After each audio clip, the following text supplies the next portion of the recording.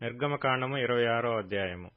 మరియు నీవు 10 తెరలతో ఒక మందిరమును చేయవలెను. నీల ధూమ్ర రక్తవర్ణములు గల పేనిన సన్నపు నారతో వాటిని చిత్రకారుని పని అయిన కెరూబులు గల వాటినిగా చేయవలెను. ప్రతి తెర పొడుగు 28 మూరలు, ప్రతి తెర వెడల్పు 4 మూరలు. ఆ తెరలన్నిటికీ ఒకటే కొలత. 5 తెరలను ఒకదానితో ఒకటి కూర్పవలెను. మిగిలిన 5 తెరలను ఒకదానితో ఒకటి కూర్పవలెను. తెరల కూర్పు చివరను మొదటి తెర అంచున నీలి నూలుతో కులుకులను చేయవలెను. రెండవ కూర్పు నందలి వెలుపలి తెర చివరను అట్లు చేయవలెను. ఒక తెరలో 50 కులుకులను చేసి ఆ కులుకలు ఒకదానినొకటి తగులుకొన్నట్లు ఆ రెండవ కూర్పు నందలి తెర అంచున 50 కులుకులను చేయవలెను. మరియు 50 బంగారు గుండీలను చేసి ఆ గుండీల చేత ఆ తెరలను ఒకదానితో ఒకటి కూర్పవలెను. అది ఒకటే మందిరమగును. మరియు మందిరము పైని గుడారముగా మేక వెంట్రుకలతో తెరలు చేయవలెను. 11 తెరలను చేయవలెను. ప్రతి తెర పొడుగు 30 మూరలు, వెడల్పు 4 మూరలు. 11 తెరల కొలత ఒకటే. 5 తెరలను ఒకటిగాను 6 తెరలను ఒకటిగాను ఒకదానికొకటి కూర్పవలెను. 6వ తెరను గుడారపు ఎదుటి భాగమున మడవవలెను. తెరల కూర్పునకు వెలుపలనున్న తెర అంచున 50 కొలుకులను, రెండవ కూర్పునందలి తెర అంచున 50 కొలుకులను చేయవలెను. మరియు 50 ఇత్తడి గుండీలను చేసి ఒకటే గుడారమగునట్లు ఆ గుండీలను ఆ కొలుకులకు తగిలించి దాని కూర్పవలెను. ఆ గుడారపు తెరలలో మిగిలి వ్రేలాడు భాగము అనగా మిగిలిన సగము తెర మందిరము వెనుక ప్రక్క మీద వ్రేలాడవలెను. మరియు గుడారపు తెరల పొడుగులలో మిగిలినది ఈ ప్రక్కను ఒక మూరయు ఆ ప్రక్కను ఒక మూరయు మందిరమును కప్పుటకు ఈ ప్రక్కను ఆ ప్రక్కను దాని ప్రక్కల మీద వ్రేలాడవలెను. మరియు రంగు వేసిన పొట్టేళ్ల తోళ్లతో పైకప్పును, దాని మీదుగా సముద్ర వత్సల తోళ్లతో పైకప్పును చేయవలెను. మరియు మందిరమునకు తుమ్మకర్రతో నిలువు పలకలు చేయవలెను. పలక పొడుగు 10 మూరలు, పలక వెడల్పు 3 1/2 ఉండవలెను.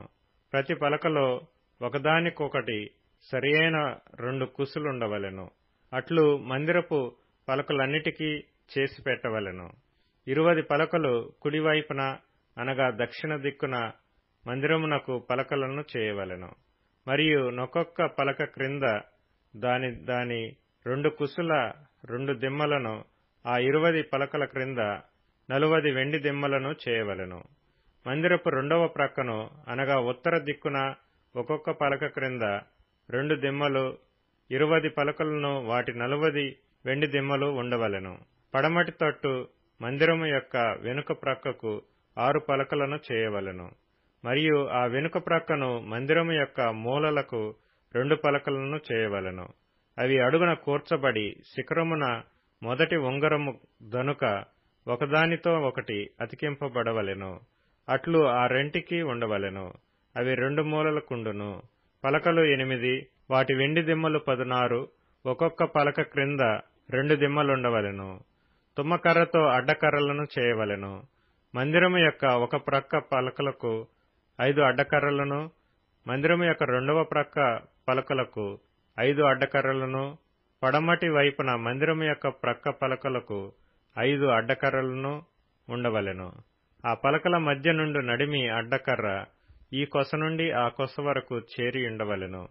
ఆ పలకలకు బంగారు రేకును పొదిగించి వాటి అడ్డకర్రలుండు వాటి ఉంగరములను బంగారుతో చేసి అడ్డకర్రలకును బంగారు రేకును పొదిగింపవలెను. అప్పుడు కొండ మీద నీకు కనపరచబడిన దాని పోలిక చొప్పున మందిరమును నిలువబెట్టవలెను. మరియు నీవు నీల ధూమ్ర రక్తవర్ణములు గల ఒక అడ్డతెరను పేనిన సన్న నారతో చేయవలెను. అది చిత్రకారుని పని అయిన కెరూబులు గలదిగా చేయవలెను. తుమ్మకర్రతో చేయబడి బంగారు రేకు పొదిగిన 4 స్తంభముల మీద దాని చేయవలెను. దాని వంకులు బంగారువి, వాటి దిమ్మలు వెండివి. ఆ అడ్డతెరను ఆ కొలుకుల క్రింద తగిలించి సాక్ష్యపు మందసము అడ్డతెర లోపలికి తేవలెను. ఆ అడ్డతెర పరిశుద్ధ స్థలమును అతి పరిశుద్ధ స్థలమును వేరు చేయును. అతి పరిశుద్ధ స్థలములో సాక్ష్యపు మందసము మీద కరుణాపీఠమునుంచవలెను.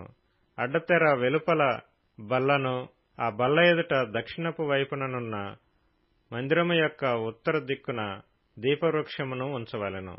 మరియు నీల ధూమ్ర రక్తవర్ణములు గల పేనిన సన్న నారతో చిత్రకారుని పని అయిన తెరను గుడారపు ద్వారమునకు చేయవలెను.